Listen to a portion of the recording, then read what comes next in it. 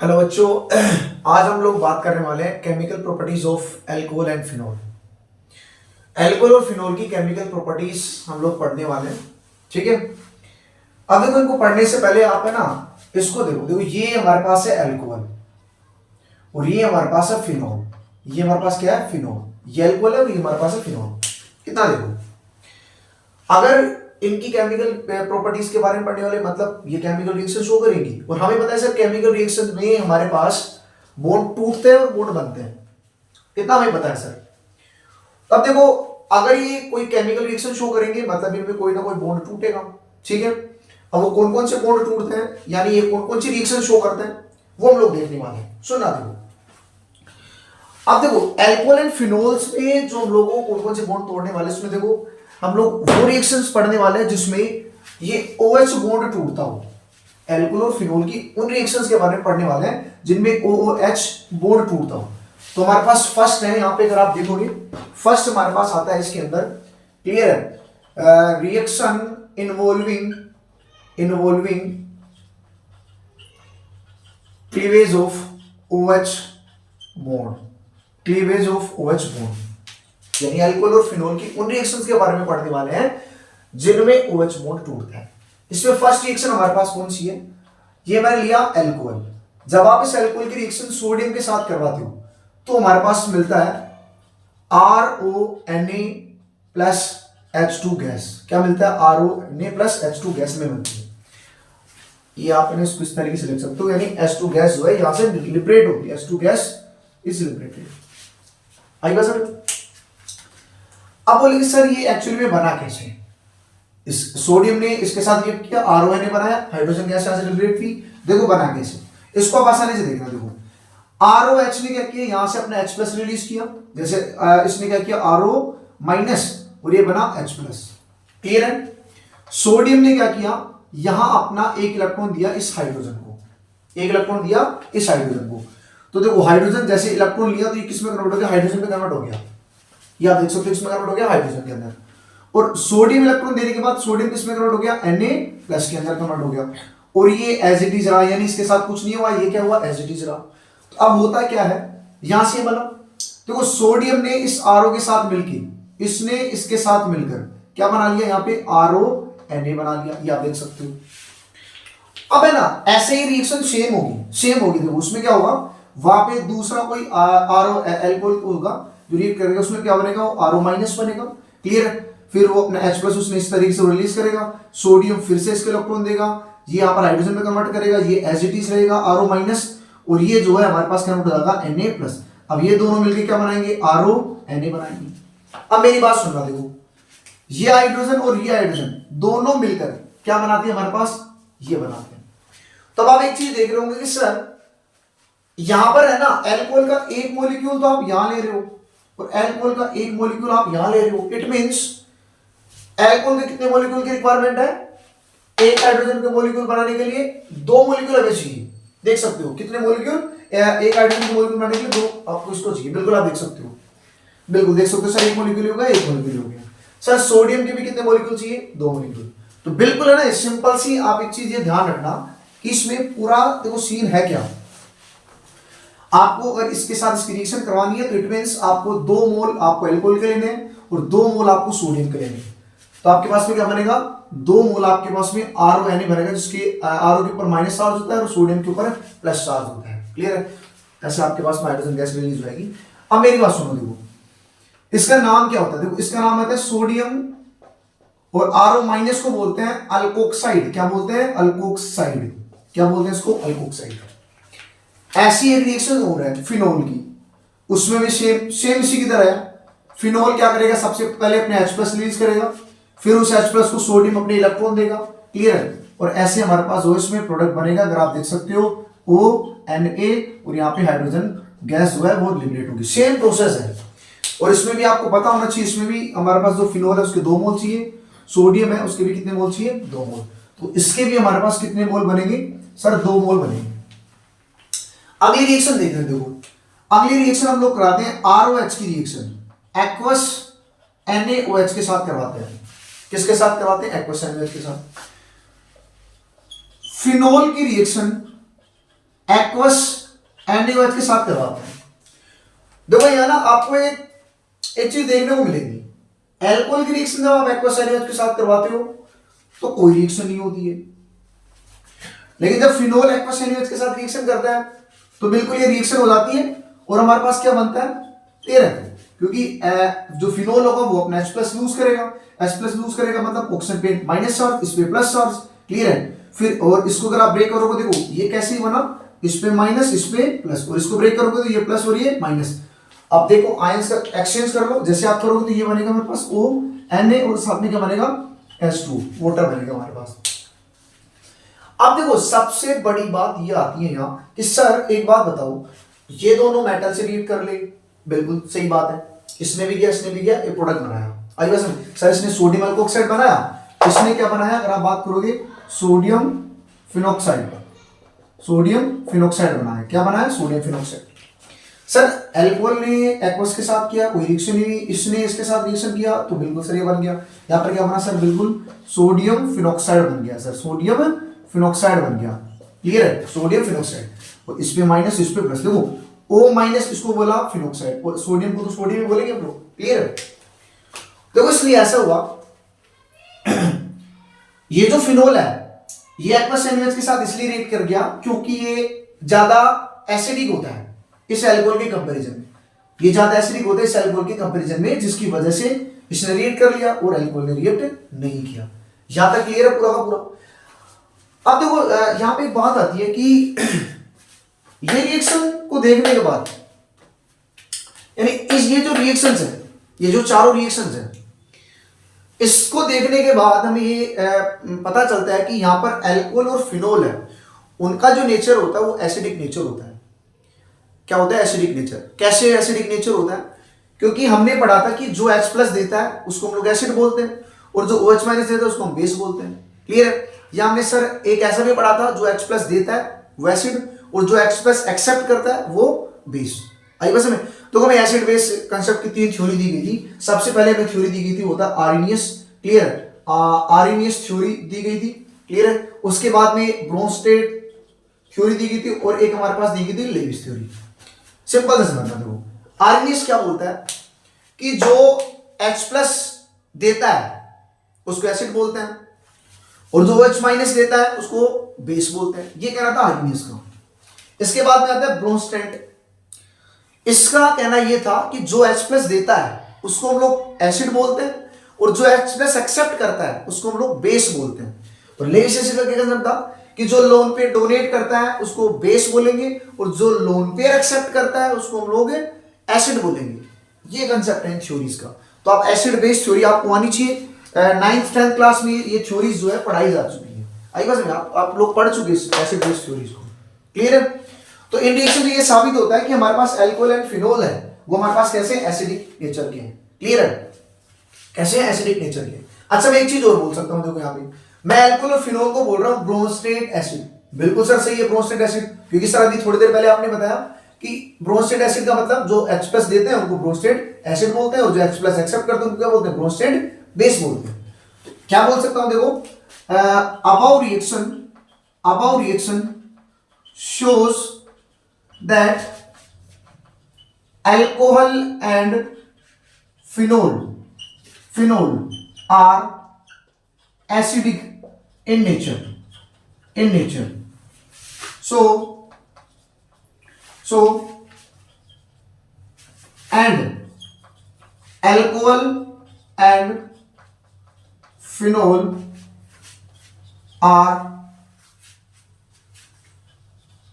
also known as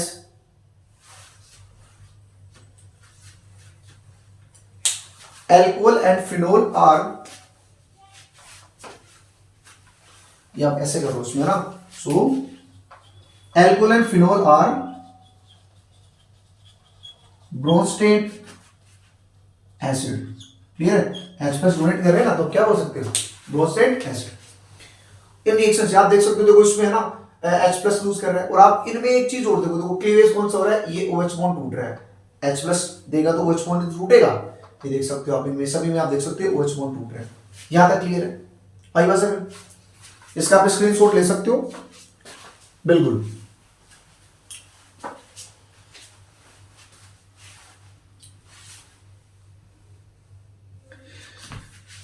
minus में हमें जो नेक्स्ट चीज पढ़ाई जाती है, एल्कोहल और फिनोल की बात कर लें एक बार। एल्कोहल और फिनोल की हम लोग बात कर लें तो उसमें क्या है, एल्कोहल एंड फिनोल्स की, ठीक है। एल्कोहल एंड फिनोल्स की हम लोग बात करते हैं। देखो एल्कोहल एंड फिनोल हमारे पास क्या है, सुनना। देखो ये मेरे पास है एल्कोहल, ROH, ठीक है, ROH, बिल्कुल। जब ये अपना H प्लस रिलीज करेगा तो बनेगा RO minus and H plus, clear है। अब मैं बात करता हूं उसमें फिनोल की, ये मेरे पास है सर OH, क्लियर है। और जब ये अपना H प्लस रिलीज करेगा तो ये कन्वर्ट होगा इसके अंदर O माइनस और ये बना H प्लस। अब सुनना देखो, RO माइनस को क्या बोलते हैं हम लोग, एल्कोक्साइड। क्या बोलेंगे, अल्कोक्साइड। क्या बोलेंगे, अल्कोक्साइड। इसको हम लोग क्या बोलेंगे, फिनोक्साइड। फिनोक्साइड आयन है ना, आयन है तो आयन बोल देंगे, आयन। अल्कोक्साइड आयन हो गया मेरे पास फिनोक्साइड आयन। ये मेरे पास है एल्कोहल और ये मेरे पास है फिनोल। दोनों का नेचर कैसा है, एसिड। अब ये एसिड है और ये एसिड। ध्यान रखना, एसिड का, एसिड है ना, एसिड H प्लस देने के बाद जो बनता है वो उसका कॉन्जुगेट बेस बनता है हमेशा। देखो इसने अपना H प्लस दिया तो ये मेरे पास एसिड स्ट्रक्चर बनी। ये क्या हो गया, इस एसिड का कॉन्जुगेट बेस हो गया। इस एसिड का क्या हो गया, कॉन्जुगेट बेस, क्लियर है। तो ये मेरे पास क्या है, कॉन्जुगेट बेस हो गया सर। क्या हो गया, कॉन्जुगेट बेस। ये मेरे पास एसिड है, इसने अपना H प्लस दिया, H प्लस दिया तो ये बना RO माइनस, तो ये क्या हो गया, इस एसिड का कॉन्जुगेट बेस हो गया। क्या हो गया, कॉन्जुगेट बेस हो गया, क्लियर है। बिल्कुल कंफ्यूज मत होना है, ये ना कॉन्जुगेट बेस। क्या हो गया मेरे पास, एक कॉन्जुगेट बेस। अरे ध्यान रखना, एसिड जब अपना H प्लस लूज करती है तो जो भी बनता है क्या बनता है, उसका कॉन्जुगेट बेस बनता है। ये ध्यान रखना, क्या बनता है, कॉन्जुगेट बेस बनता है। ये कंसेप्ट आपको पता होना चाहिए। एसिड जब अपना H प्लस लूज करता है तो जो भी कुछ बनता है वो क्या बनता है, कॉन्जुगेट बेस बनता है। इस चीज का आप ध्यान रखना यहां से, क्लियर है। क्या बनता है, कॉन्जुगेट बेस बनता है। ये मैं पता होना चाहिए बिल्कुल इस तरीके से, क्लियर है। इसका भी आप स्क्रीनशॉट ले सकते हो।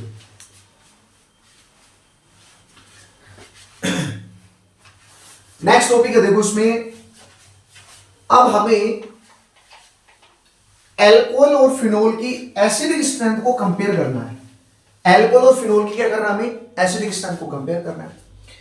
अब देखो एल्कोहल और फिनोल की अगर आप एसिडिक स्ट्रेंथ को कंपेयर करना चाहते हो तो पहले ना आपको एक बेस तैयार करना पड़ेगा।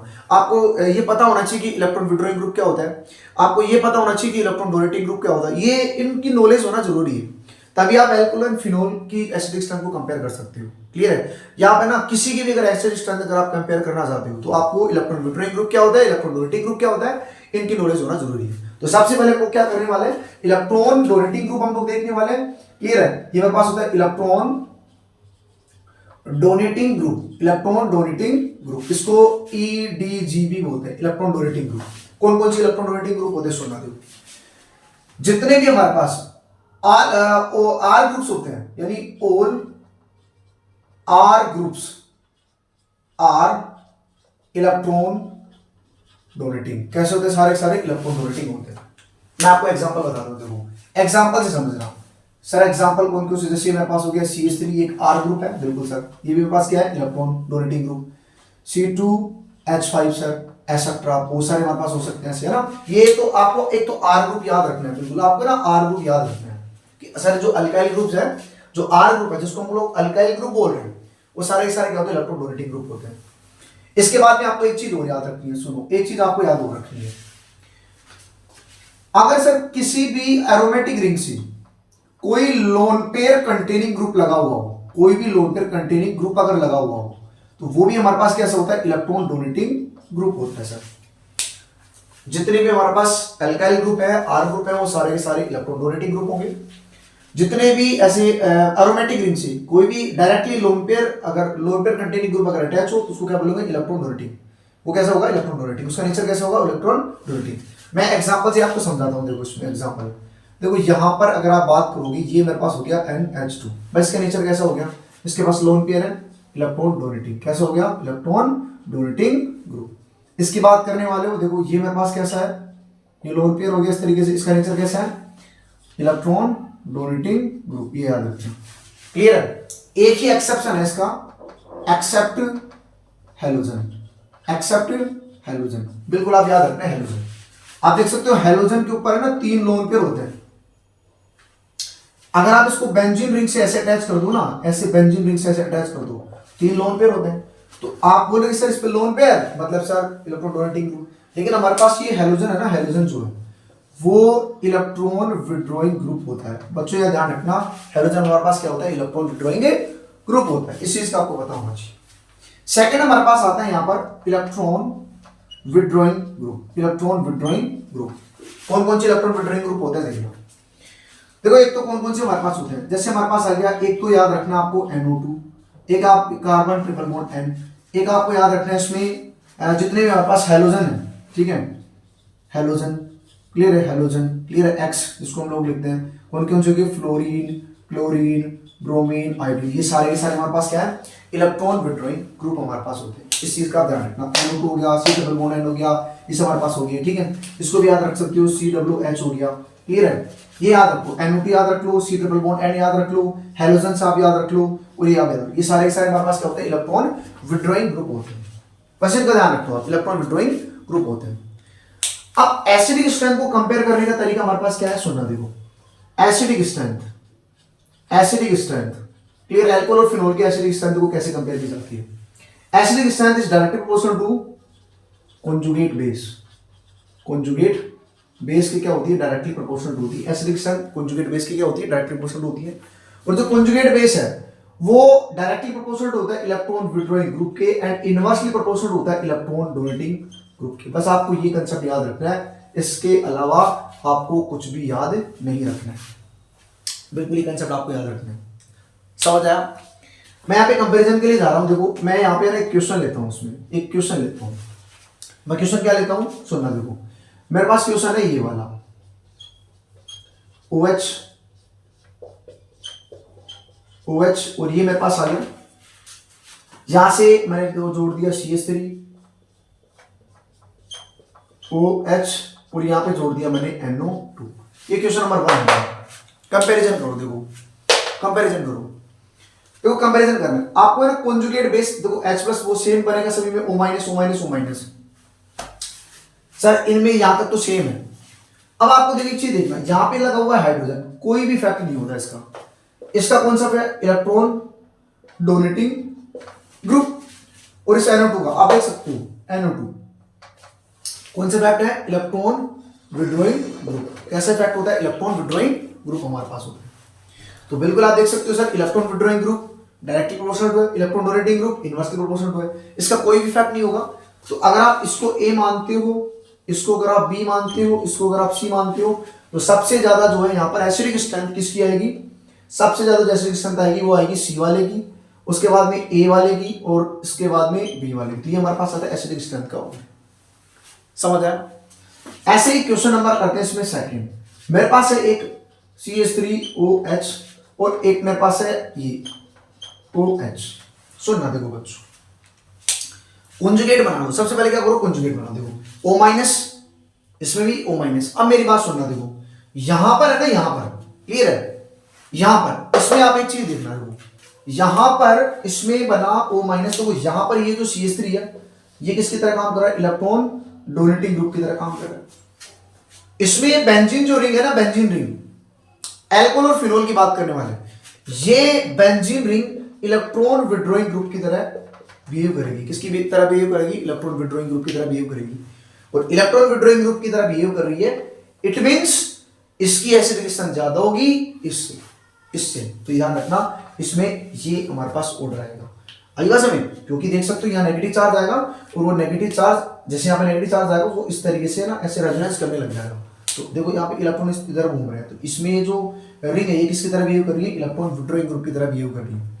क्लियर है। तो मैं तो आपको ये कह रहा हूँ कि इसमें है ना, आप अल्कोहल और फिनोल की एसिडिक स्ट्रेंथ अगर आप कंपेयर कर रहे हो, अल्कोहल एंड फिनोल की एसिडिक स्ट्रेंथ अगर आप कंपेयर कर रहे हो, तो इसमें ना ये बेंजीन होता है।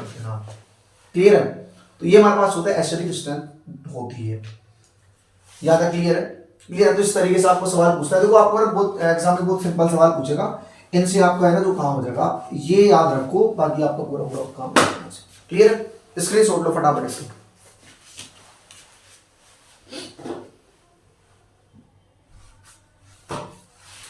नेक्स्ट क्वेश्चन देखो उसमें क्या पूछता है, एसिडिक स्ट्रेंथ से क्वेश्चन क्या पूछेंगे नेक्स्ट, सुनना देखो नेक्स्ट क्वेश्चन।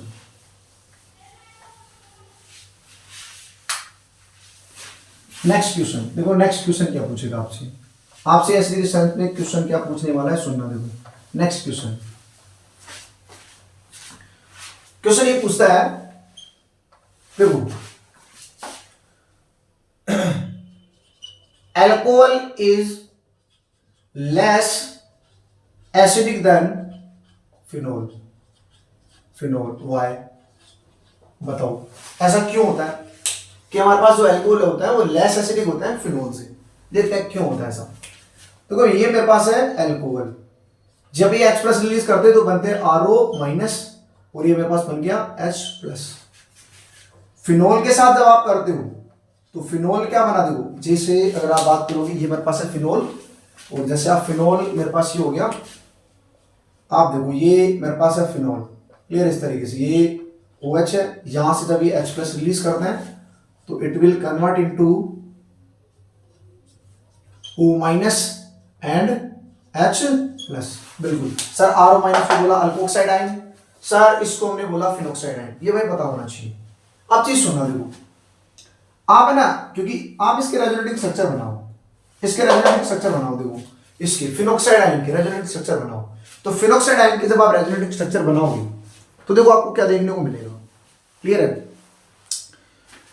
आप इसके रेजोनेटिंग स्ट्रक्चर बनाओ, देखो रेजोनेटिंग स्ट्रक्चर बनाते देखो इसके क्या क्या हमारे पास रेजोनेटिंग स्ट्रक्चर बन रहे हैं, O माइनस, सुनना देखो इसके रेजोनेटिंग स्ट्रक्चर कौन से बनेंगे, तो देखना ये सबसे पहले जो नेगेटिव चार्ज यहाँ आएगा और ये बॉन्ड मूव करेगा इस तरीके से, उसके बाद में हमारे पास क्या बना, देखो इसमें ये बनने के बाद यहाँ पर आया नेगेटिव चार्ज, ये नेगेटिव चार्ज पूरा यहाँ आया तो ऑक्सीजन पे आ गया पूरा मेरे पास इस तरीके से, ये बॉन्ड एच है, ये बॉन्ड एच है। अब आगे आगे इस तरीके से प्रोसीड कर देता हूँ ऐसे, क्लियर है, ये मेरे पास बन गया, देखो इस तरीके से ऐसे प्रोसीड कर देता हूँ। अब देखो यहाँ पर ये बॉन्ड बन गया, ये नेगेटिव चार्ज आ गया, ये बॉन्ड मेरे पास ऐसे कैसे रहा और ये मेरे पास रहा ऐसे कैसे, फिर आगे सेम प्रोसेस करते जाओ, क्लियर है। यहाँ जैसे जैसे आप इस तरीके से करते जाओगे तो आपके पास में क्या बनेगा, यहाँ मेरे पास बना नेगेटिव चार्ज, इधर ये बना, इधर ये बना, और ये मेरे पास रहा ऐसे कैसे।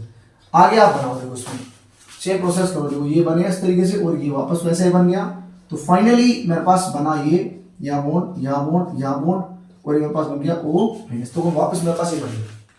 तो इसके 5 रेजोनेटिंग स्ट्रक्चर बने, देखो डबल बॉन्ड की पोजीशन चेंज हो चुकी है, फिर डबल बॉन्ड की पोजीशन देखो पहले यहाँ था, देखो यहाँ ये डबल बॉन्ड की पोजीशन क्या होगी, चेंज होगी पूरी, क्लियर है। तो यहाँ से हमारे पास क्या हुआ, ये इसके रेजोनेटिंग स्ट्रक्चर है। अब आप खुद देखो इसमें ये जो रिंग है ना, रिंग, इसमें ये जो रिंग है ये किसकी तरह काम कर रही है, आप इसमें देख सकते हो, ये सर इलेक्ट्रॉन विड्रॉइंग ग्रुप की तरह काम कर रही है। किसकी तरह काम कर रही है, इलेक्ट्रॉन विड्रॉइंग ग्रुप की तरह काम कर रही है, क्लियर है। तो हम लोग रीजन यहां पे लिख सकते हैं, due to resonance, resonance, clear है, due to resonance phenyl ring is electron withdrawing group in phenoxide ion, electron withdrawing group in phenoxide ion। आई बात समझ, तो आप बिल्कुल देख सकते हो जो हमारे पास ये फिनाइल रिंग है वो इलेक्ट्रॉन विड्रॉइंग ग्रुप की तरह काम कर रही है फिनोक्साइड आयन के अंदर, क्लियर है। But in alkoxide ion, alkoxide ion R group, R group, clear, आप देख सकते हो आर ग्रुप बिहेव्स, या R group is, R group is, R group is electron withdrawing group. तो हमारे पास इसमें आर ग्रुप क्या होता है, इलेक्ट्रॉन विड्रॉइंग ग्रुप हमारे पास होता है, क्लियर है, इलेक्ट्रॉन विड्रॉइंग ग्रुप। जैसे मैं बता सकता हूं, जैसे मैंने बताया, जैसे RO माइनस है तो ये हमारे पास कैसा हुआ, इलेक्ट्रॉन, सॉरी यहां से आएगा electron donating group, electron donating group. तो ये देख सकते हो ये कैसा हुआ, इलेक्ट्रॉन डोनेटिंग ग्रुप हुआ। और अगर आप फिनोक्साइड आयन के अंदर अगर आप देखोगे O माइनस, तो इसमें ये जो बेंजीन रिंग है ये हमारे पास कैसा है, इलेक्ट्रॉन विड्रॉइंग ग्रुप की तरह बिहेव करती है, इलेक्ट्रॉन विड्रॉइंग ग्रुप की तरह बिहेव करती है। भाई बस तो ये कंप्लीट हमें इसमें ऐसा लिखना है, ठीक है। तो ये ऐसा पूरा रीजन लिखना है इसमें, कंप्लीट ऐसा रीजन लिखना है। तो बिल्कुल आप बात सकते हो कि सर हमारे पास, हमें पता है कि सर जो हमारे पास एसिडिक स्ट्रेंथ है वो डायरेक्टली प्रोपोर्शनल होती है क्या, इलेक्ट्रॉन विड्रॉइंग ग्रुप के, एंड इनवर्सली प्रोपोर्शनल होती है इलेक्ट्रॉन डोनेटिंग ग्रुप के। सर हमें ये चीज पता है और ये चीज जो है यहाँ से प्रूफ भी होती है, ये चीज क्या होती है यहाँ से प्रूफ होती है, इसलिए अल्कोहल जो है लेस एसिडिक होता है फिनोल से। क्यों होता है आप देख सकते हो, जैसे इसमें वो अपना कॉन्जुगेट बेस बनाएगा, रिलीज किया, जैसे रिलीज किया इस आरओ माइनस में बना, तो यहाँ पर आर जो है वो डोनेटिंग ग्रुप की तरह काम करता है, कोई रेजोनेंस नहीं, डोनेटिंग ग्रुप की तरह काम करता है। और इसमें क्या होता है, रेजोनेंस होता है, और रेजोनेंस अगर होगा इसमें स्पोनोक्साइड आयन में जब रेजोनेंस होता है तो इसमें जो फिनाइल रिंग है ना, phenyl ring electron withdrawing group की तरह काम करता है। बस इसी वजह से हमारे पास जो है वो फिनोल ज्यादा एसिडिक होता है किससे, अल्कोहल से। इंपॉर्टेंट क्वेश्चन है, याद रखना है इसको, प्रॉपर तरीके से आपको इसको याद रखना है। यहां तक क्लियर है, आप इसका स्क्रीनशॉट लो।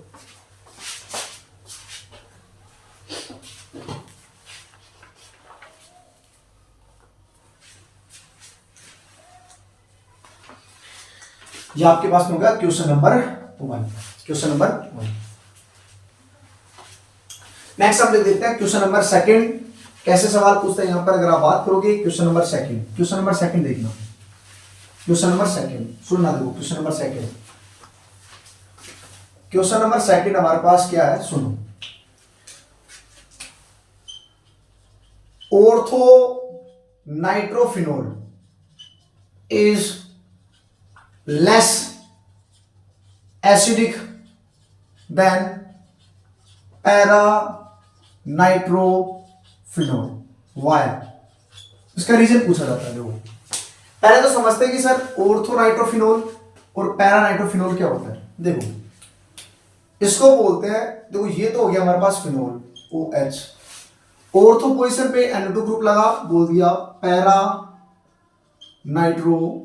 ऑर्थो नाइट्रोफिनोल बोल दिया, ऑर्थो नाइट्रोफिनोल। क्लियर। पैरा नाइट्रोल क्या होगा देख सकते हो, इसमें अगर आप बात करोगे तो OH और ये मेरे पास बन गया NO2, तो बोल दिया पैरा नाइट्रोफिनोल। मतलब नाइट्रो ग्रुप कौन सी पोजीशन पे लगा हुआ है, पैरा पोजीशन पे लगा हुआ है। अब सुनना, देखो ऑर्थो नाइट्रोफिनोल में हमें देखने को मिलती है इंट्रामोलिकुलर हाइड्रोजन बॉन्डिंग। कैसे पता, देखो इस NO2 की स्ट्रक्चर में अगर मैं ड्रॉ करूं तो आपको ये कुछ इस तरीके से देखने को मिलेगा। इंट्रामोलिकुलर हाइड्रोजन बॉन्डिंग की अगर आप बात करोगे ये कुछ इस तरीके से, क्लियर है। तो आपको जो है ना, आपको यहां से ऐसी ये हाइड्रोजन बॉन्डिंग देखने को मिलेगी, ये हाइड्रोजन बॉन्डिंग देखने को मिलेगी। ये मेरे पास है intramolecular hydrogen bonding, intramolecular H bonding, intramolecular H bonding हमें देखने को मिली है। तो हाइड्रोजन बॉन्डिंग है ना, दो तरीके की होती है। H बॉन्डिंग दो तरीके की होती है, एक हमारे पास होती है इंट्रामोलिकुलर, एक होती है intermolecular hydrogen bonding. Intramolecular same molecule में होती है, सेम मॉलिक्यूल में, और इंटरमोलिकुलर डिफरेंट मॉलिक्यूल, ठीक है। या मैं कह सकता हूं बिटवीन टू मॉलिक्यूल, क्लियर है। और ये एक ही सेम मॉलिक्यूल के अंदर बॉन्डिंग होती है, तो आप देख सकते हो हाइड्रोजन बॉन्डिंग तो सेम में हो रही है, तो बोला इंट्रामोलिकुलर हाइड्रोजन बॉन्डिंग। अब आप बोलेंगे सर इंट्रामोलिकुलर हाइड्रोजन बॉन्डिंग से ऐसा क्या हो गया कि इसकी एसिडिक स्ट्रेंथ डिक्रीज हो गई। देखो सुन, आप एसिडिक स्ट्रेंथ की बेसिक कांसेप्ट अगर आप देखोगे तो क्या होता है भाई, जो अपना H+ आसानी से लूज करेगा वो ज्यादा एसिडिक होगा, क्योंकि H+ लूज करने को क्या बोल रहे हैं हम लोग, एसिडिक नेचर, क्लियर है। जो कंपाउंड H+ लूज करता है मतलब उसका नेचर कैसे होता है, एसिडिक होता है। मतलब जो कंपाउंड आसानी से H+ लूज करेगा वो ज्यादा एसिडिक होगा, क्लियर है। और H+ लूज करने में अगर नखरे कर रहा है, क्लियर है, मतलब वो कम एसिडिक होगा। अब होता है क्या, हाइड्रोजन बॉन्डिंग आने की वजह से ये ऑर्थो नाइट्रोफिनोल जो है वो लेस एसिडिक हो जाता है। मतलब यहां से वो H+ आसानी से लूज नहीं करेगा, आसानी से रिलीज नहीं करेगा, और इसमें कोई हाइड्रोजन बॉन्डिंग नहीं होती है, क्लियर है। इसमें कोई भी हाइड्रोजन बॉन्डिंग नहीं होती है, इसीलिए हमारे पास क्या होता है, पैरा नाइट्रोफिनोल ऑर्थो नाइट्रोफिनोल से क्या होता है, ज्यादा एसिडिक होता है। बिल्कुल आप देख सकते हो, रीजन है इंट्रामोलिकुलर हाइड्रोजन बॉन्डिंग। तो आपसे कोई पूछ ले कि para ortho nitrophenol less acidic है, पैरा नाइट्रोफिनोल, तो क्या बताओगे कि due to intramolecular hydrogen bonding in ortho nitrophenol, clear है। इसकी वजह से क्या होता है, पैरा नाइट्रोफिनोल से लेस एसिडिक होता है। इंपॉर्टेंट क्वेश्चन है, आप ध्यान रखना, ये इंपॉर्टेंट है, ये ध्यान रखना, इंट्रामोलिकुलर हाइड्रोजन बॉन्डिंग, बिल्कुल आप ध्यान रखना, इंट्रामोलिकुलर हाइड्रोजन बॉन्डिंग, क्लियर है, बिल्कुल।